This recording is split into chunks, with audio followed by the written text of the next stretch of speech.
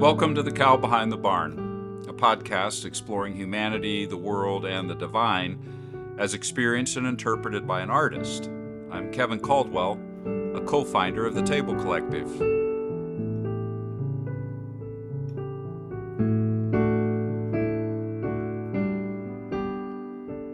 What is consciousness? That question has fascinated and perplexed people in the fields of philosophy, science, religious heritages, and spiritual traditions, and in various artistic genres, including, but not only, science fiction. And it's done so for centuries. It's not merely an abstract question.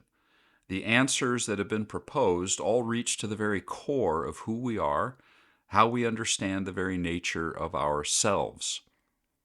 If you've been following any of the episodes, you know that along the way I have frequently paused to say, that is a topic for later. And typically that comment has been prompted by the fact that I was beginning to say things related in some way to consciousness, in what I call its big C or its small c dimensions. The reason for those pauses came about because a simple question had become the framework for the entire podcast. Where and when did I begin? Where and when led to the explorations of space and time, the nature of the cosmos and the past and the present and the future.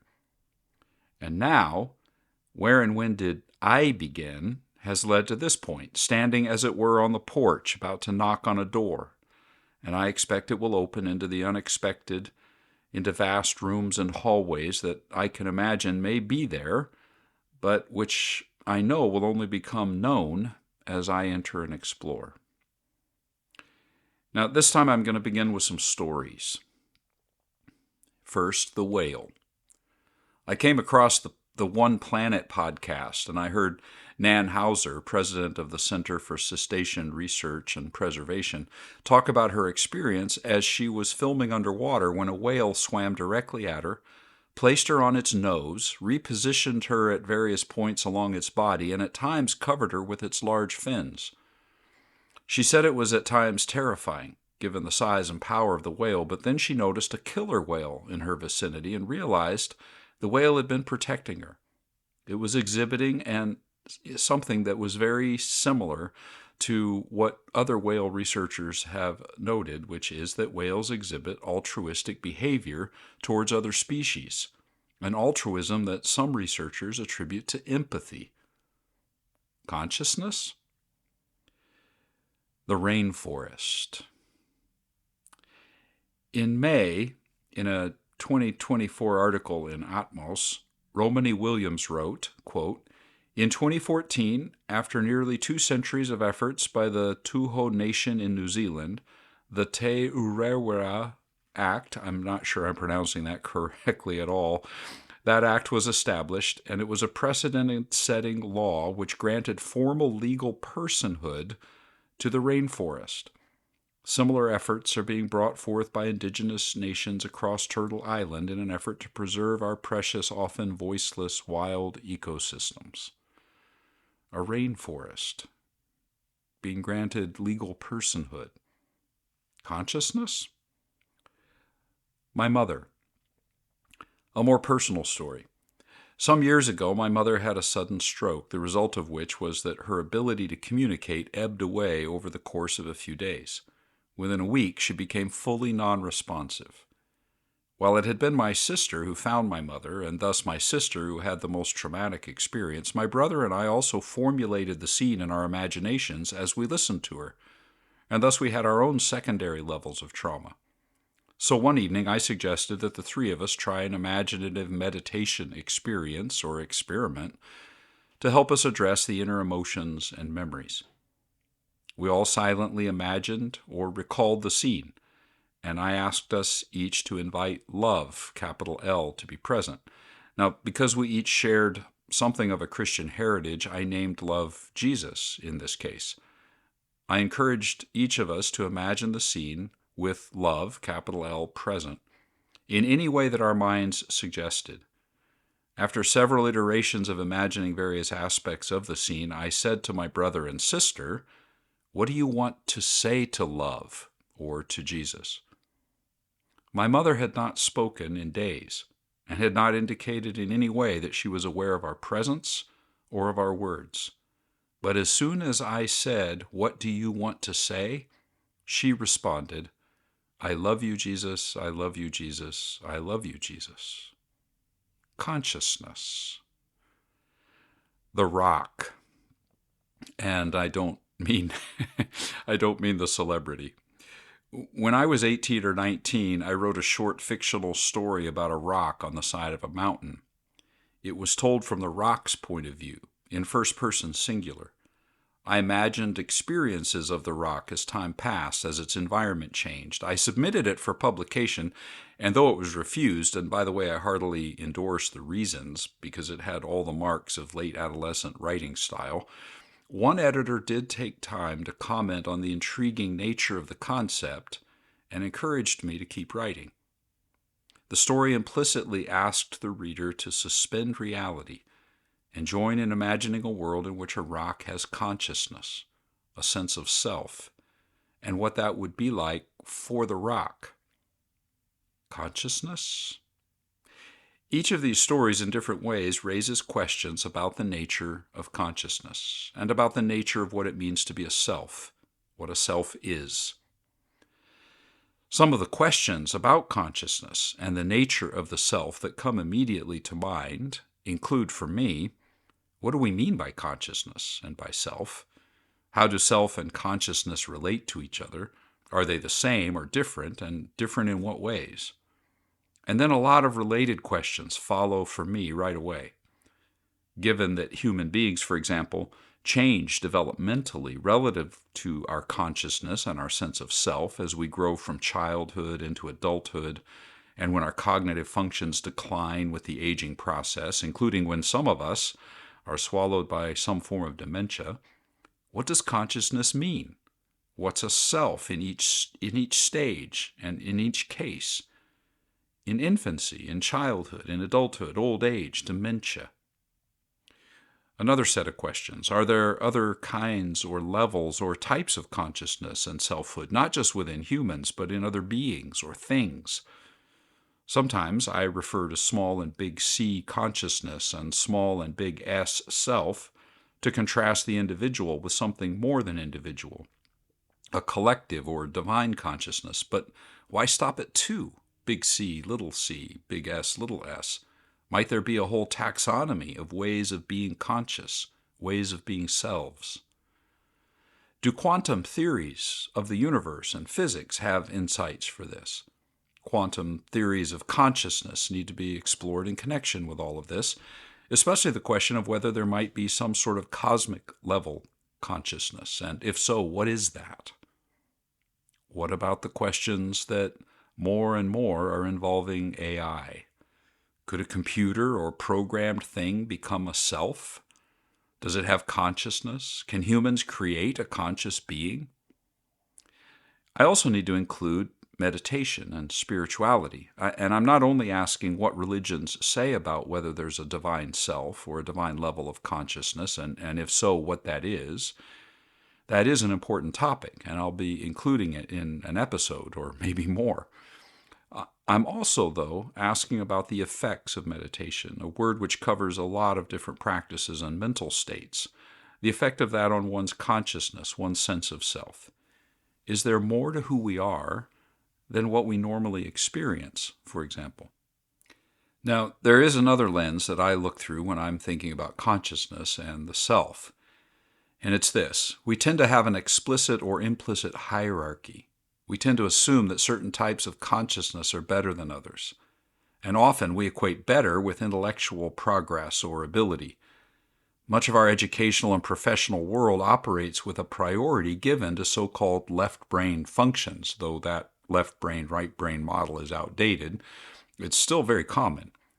We tend to highly value logic and reasoning, mathematics and analytical skills, sequential linear thinking, and so we often discount imagination, intuition, and nonlinear thought, or at least we relegate those to a less reliable way of knowing.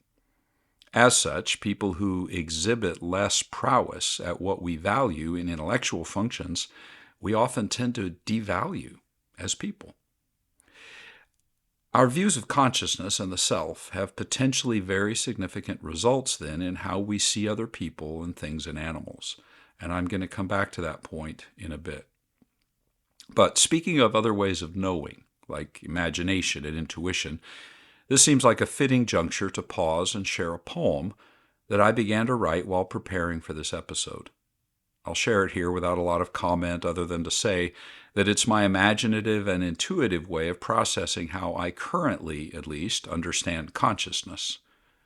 It's a poem called Roomscape, and it might be worth listening to a few times or even going to the written text of the poem, which we include, by the way, on our Table Collective website in the blog section, which you can find at tablecollective.art. Here's the poem, Roomscape. Roomscape. Lead marks on paper from a pencil, moved by fingers, moved by hand, moved by bone and muscle, moved by tendon, sinew, nerve, moved by a thought shot down the path of pulse and synapse to the pencil point on a paper. In the moment of the pencil moving, tracing a thought on dull paper pulped flat from the soles of trees, further up and further in, up the hand, arm, neck, inside the gray tissue, inside the skull, another thought is already born, formed and sent on its way before the old thought finds the period on the paper.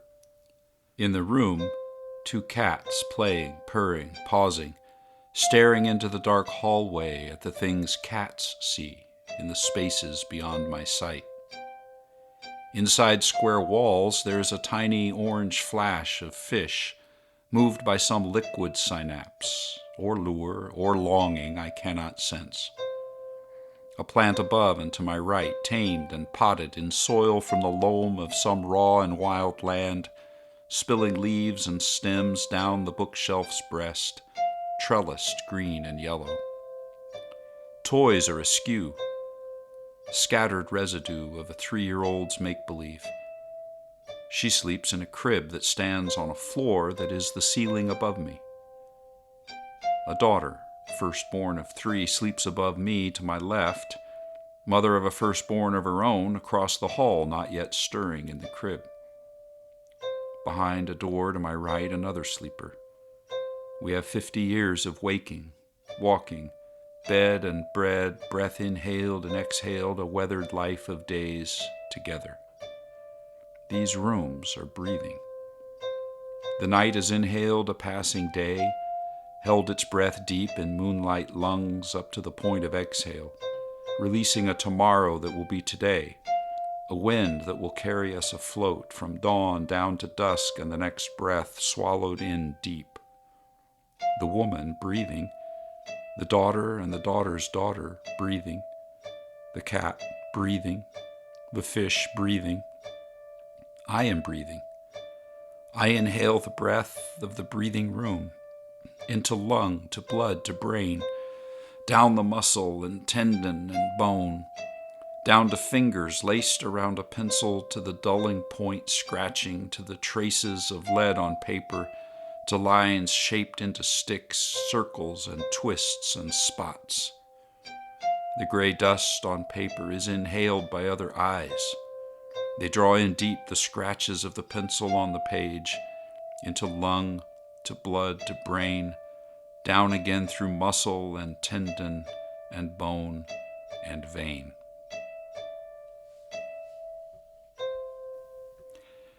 There's another aspect of consciousness and the nature of the self that I want to touch on here, in addition to the more philosophical questions and the practical considerations of a hierarchy of ways of knowing and thinking, which is related to how we see the self and consciousness. And that's this: there are also significant ethical dimensions to this entire conversation. Our views of what it means to be a self and conscious will affect what we then determine is or is not a self, which affects how we treat people and things in our world. If we think that someone with lesser intellect, or in a coma, or with Alzheimer's, does not display signs of consciousness and selfhood that are in keeping with our definitions, it will affect how we treat those people. Turning from human beings, Can we carry this over to plants and cats and fish, as I did in my poem? Consider for a moment why we react differently if we see someone smashing a spider versus, say, beating a dog to death. We feel differently based on our experience that a dog has feelings and is conscious in some way, whereas fewer of us imagine a spider to have those characteristics. Here again is the point. Our relationship to and treatment of people and everything in the cosmos is potentially affected by our way of understanding consciousness and the self. And so, in addition to the more theoretical and philosophical dimensions of how we see consciousness and the self, there are very real consequences in both our private actions and in public policy relative to the environment, treatment of the mentally impaired, euthanasia, and many more. This matters. It really matters. Now, in a way, this question of I, the self, consciousness, circles back to the very first episodes of the podcast in which I was exploring the nature of the cosmos to be able to answer the simple question where I began. I was asking, what is the cosmos like? I ended up with many more episodes on that topic than I anticipated, and now I'm asking really another question about the nature of the where in which we live. And that's this: is the cosmos conscious? Or at least, what within the cosmos is conscious? Now, after that long preamble, I'm coming back to the question that began this journey. When I ask, where and when did I begin?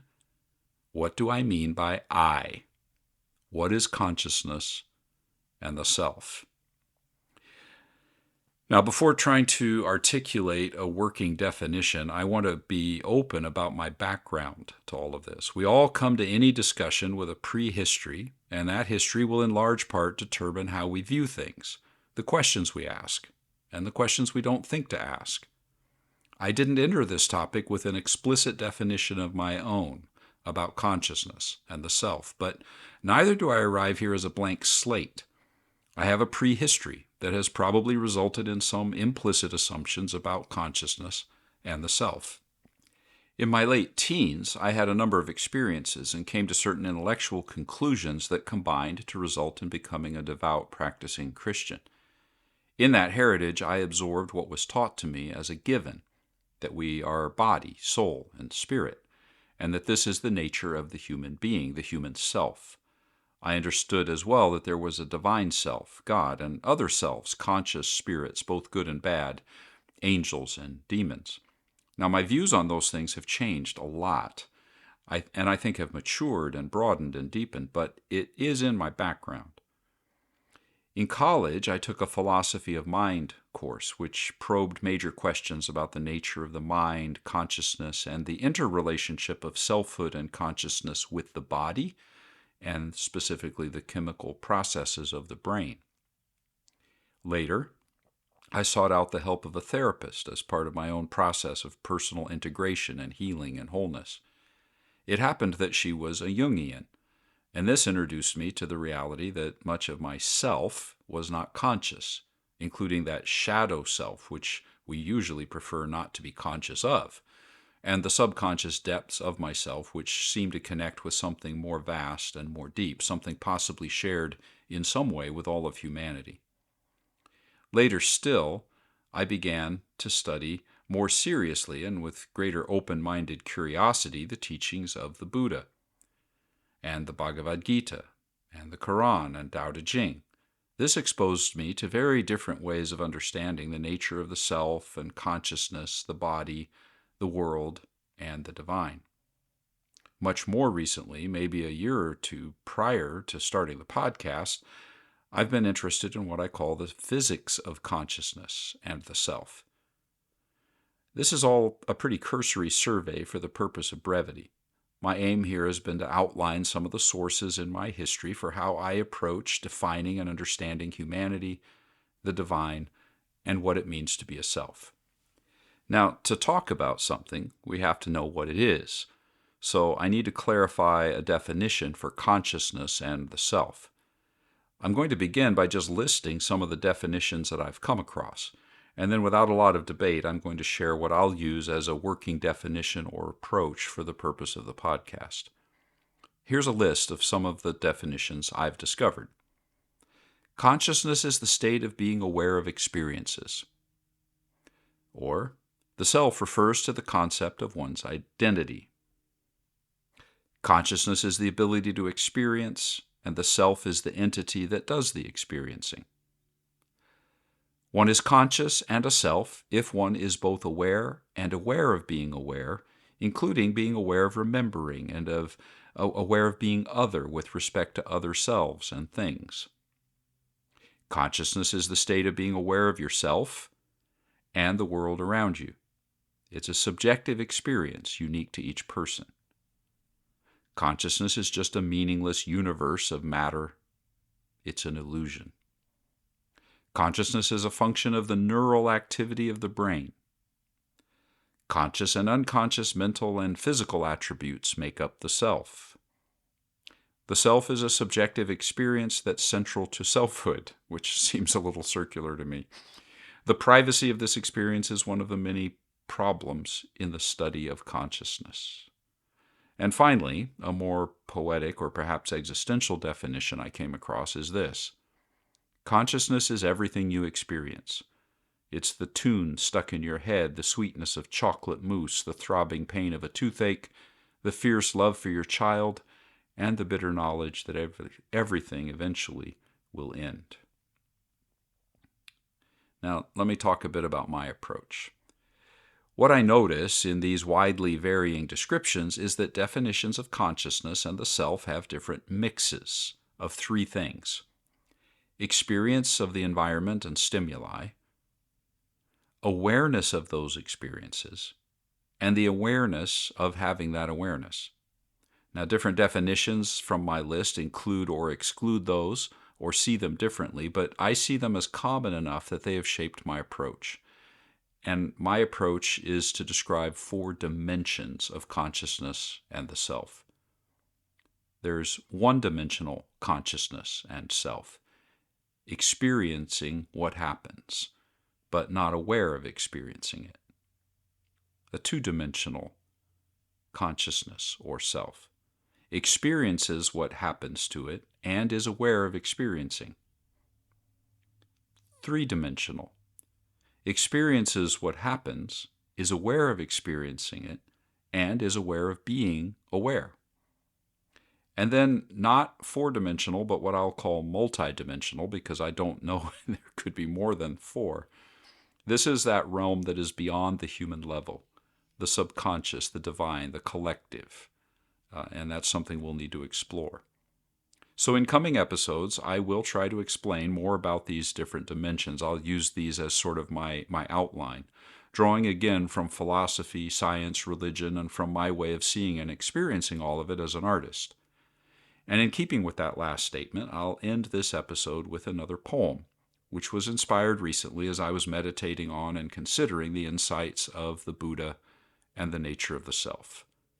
As with the prior poem, I'll present it here without further comment and just invite you to re-listen or read it in print and to receive it with your imagination. It's called A Feathered Flying Thing.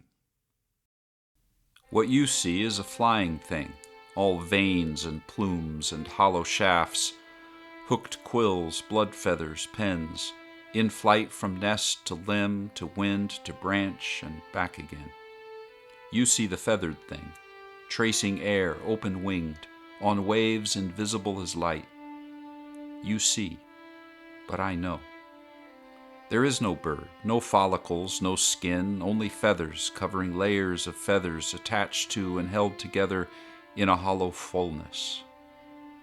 These feathers that I am, this I that is a we, this single plural of feather, first, second, third person, I is not here. Yet this reeling feeling of feather lifting, feather in the wind, a shape of move and hover, that is me. I am the feathered flying thing you see. Well, what is consciousness and what is the self? Real? Not real? Empty? full, singular, plural, less than all of that, more than all of that, other than all of that? In upcoming episodes, I'll come back to all of this and to the 4 dimensions that I've introduced. Until next time.